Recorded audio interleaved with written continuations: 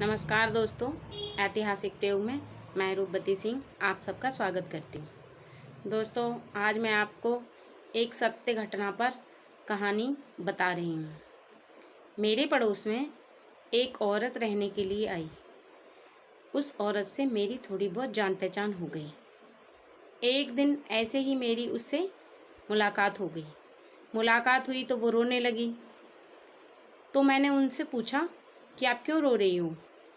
उसने बोला कि मेरे पति ने एक बिजनेस शुरू करने के लिए किसी से 60,000 रुपये 10% के ब्याज पे लिए थे और वो बिजनेस चला नहीं। अब 60,000 रुपये जो कर्जा है उसका जो 10% का ब्याज है वो मुझे देना पड़ रहा है और ऊपर से घर का खर्चा। मेरे पति को सैलरी मिलती है कुल 12,000 रुपये, जिसमें से 6,000 तो मेरा ब्याज ही चला जाता है और बाकी के 6,000 में मेरा घर सही से चलता नहीं है। मैं गांव से पैसे मंगाती हूँ तो पिताजी गुस्सा करते हैं। तो मैं क्या करूँ? मैंने उनको एक छोटा सा उपाय बताया। मैंने बोला कि देखो, ऐसा करो कि आपके पति जब उस ब्याज वाले को पैसे देने के लिए जाएं तो उनको बोलना कि वो मंगलवार को ही जाएं, अन्य दिन नहीं जाएं।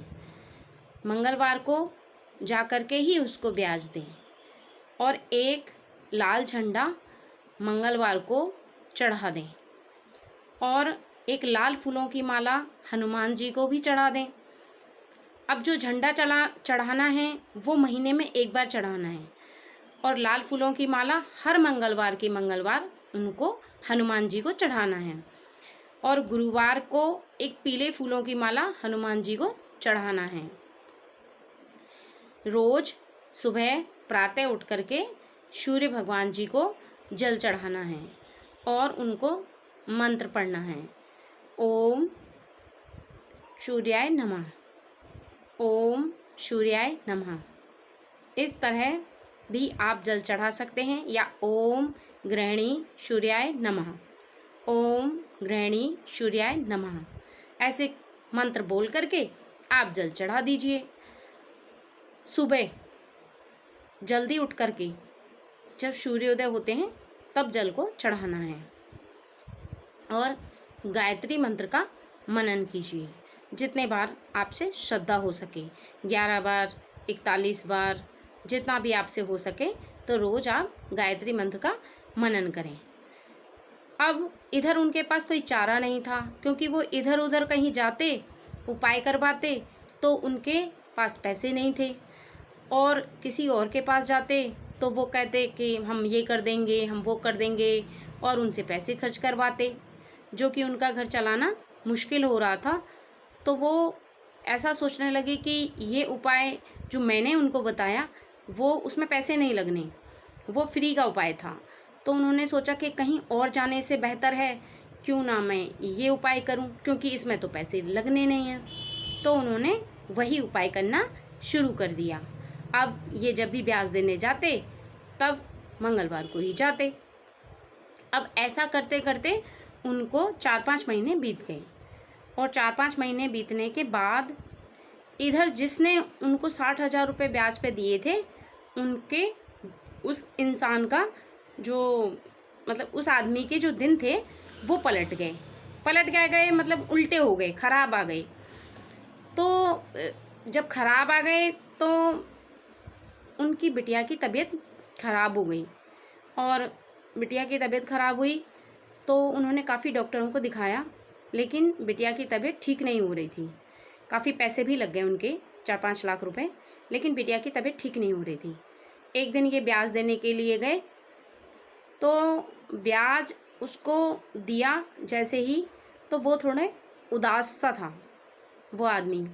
तो इन्होंने पूछा कि भाई क्या बात है, आप बहुत सुस्त नज़र आ रहे हो, ऐसा लग रहा है कि बहुत अंदर से दुखी हो। तो उसने बताया कि मेरी बिटिया की तबीयत ठीक नहीं है। अब बिटिया की तबीयत ठीक नहीं है तो उन्हें थोड़ा अजीब सा लगा कि उन्होंने बोला कि मैं आपकी बिटिया को देख सकता हूँ। उन्होंने कहा हाँ। तो वो उसके रूम में चले गए और उनकी बिटिया के पास जाके थोड़ी देर बैठ गए। उनकी बिटिया से थोड़ी बात की और ऐसी हालचाल पूछ के वो वापस आ गए। अब उनकी बिटिया से जब उन्होंने बात की तो उनकी बिटिया को अच्छा लगा, काफ़ी अच्छी फीलिंग आई। उसके 2-3 दिन के बाद बिटिया धीरे धीरे करके ठीक होने लगी। कुछ दिनों में ही बिटिया पूरी ठीक हो गई।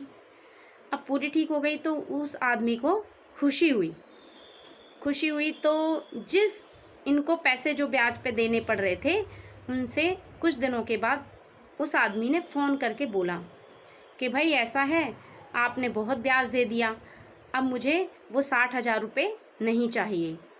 अब 60,000 रुपये नहीं चाहिए ऐसा बोलते ही इनके मन में आया कि ऐसा इसने क्यों बोला कि पैसे नहीं चाहिए। जो ये बोलता था कि अगर पैसे नहीं दिए तो मार दूंगा, ये कर दूंगा, वो कर दूंगा, ऐसा बोलने वाला व्यक्ति ऐसे कैसे बोल रहा है कि मुझे पैसे नहीं चाहिए। अब इनके मन में थोड़ी ये बात खटकने लगी, तो उसको फ़ोन करके उन्होंने पूछा दोबारा दूसरे दिन कि भाई कल आपने ऐसे ऐसे बोला था, तो कोई बात है क्या, मुझसे गलती हो गई क्या कि जो आपने ऐसा बोला। तो उन्होंने कहा कि नहीं, ऐसा है कि आपने बहुत ब्याज दे दिया और वो पैसे मुझे अब नहीं चाहिए और आप अपने घर का खर्चा चलाइए। अब थोड़ा अजीब तो लगा, लेकिन जब आराम से उन्होंने वही बात बोली तो उन्होंने यकीन कर लिया। तो ये सब जो प्रयोग का असर था, जो कि भगवान जी जब कुछ करना चाहते हैं ना तो पता नहीं चलता, क्योंकि जो सीधे साधारण लोग होते हैं भगवान जी को वही पसंद आते हैं, और जो थोड़ा चालाकी करते हैं या फिर उल्टे सीधे काम करके पैसे कमाने की कोशिश करते हैं, तो भगवान जी मन मन में सोचते हैं कि ठीक है आप बदमाशी करो। पहले उनको मौका देते हैं कि आप खूब बदमाशी करो, फिर बोलते हैं और बदमाशी करो, फिर बोलते हैं और बदमाशी करो, फिर एक साथ ही वो उनको सजा देते हैं। तो इसलिए लाइफ में सीधा चल कर के ही हम मंजिल को हासिल कर सकते हैं, मुसीबतों से निपट सकते हैं। भगवान को हम प्रार्थना करके मुसीबतों से निपट सकते हैं।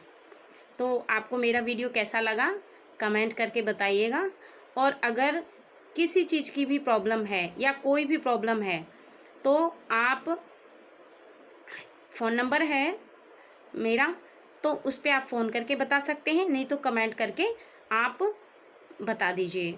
मेरे चैनल को सब्सक्राइब कर दीजिएगा और बेल आइकन को दबा दीजिएगा। Thank you.